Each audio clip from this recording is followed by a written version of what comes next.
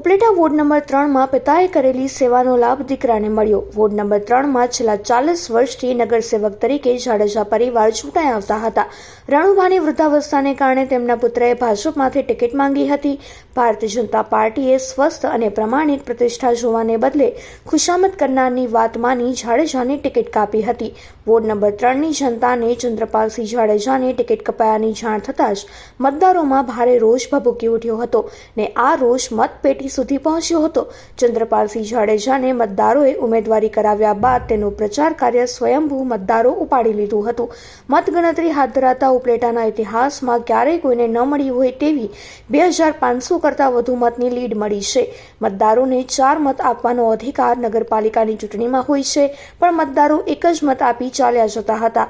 2200 જેટલા સિંગલ મત પડતા એક સમયે ચૂંટણી અધિકારીઓ મૂંઝાયા હતા।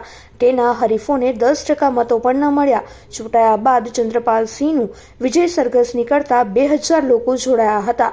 સતત 14 કલાક ચાલેલા વિજય સરઘસમાં અનેક જગ્યાએ સામૈયા, આતશબાજી, કુમકુમ તિલક, દીપ પ્રગટાવી આરતી ઉતારી વિજેતા ઉમેદવારના પગના અંગૂઠાને પખાલવા સહિતની વિધિઓ કરી મતદારોએ ખરા અર્થમાં જીતને વધાવી હતી। સમગ્ર શહેરમાં ન ભૂતો અને ન ભવિષ્ય જેવી જીત છવાઈ ગઈ હતી।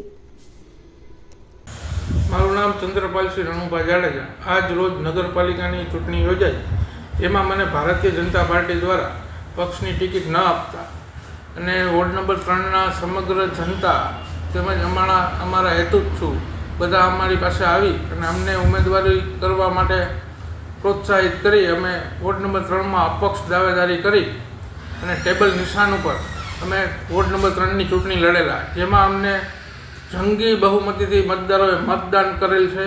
જેમાં અમને અત્યાર સુધીના ઇતિહાસમાં 2565 મત અમને આપેલા છે, જે અમે મતદારોનો ખૂબ ખૂબ આભાર માની છીએ। તેમજ આજ રોજ અમે વિજય સરઘસ દ્વારા વોર્ડ નંબર 3ના દરેક ઘરે ઘરે જઈ અને મતદારોનો આભાર માનેલ છે।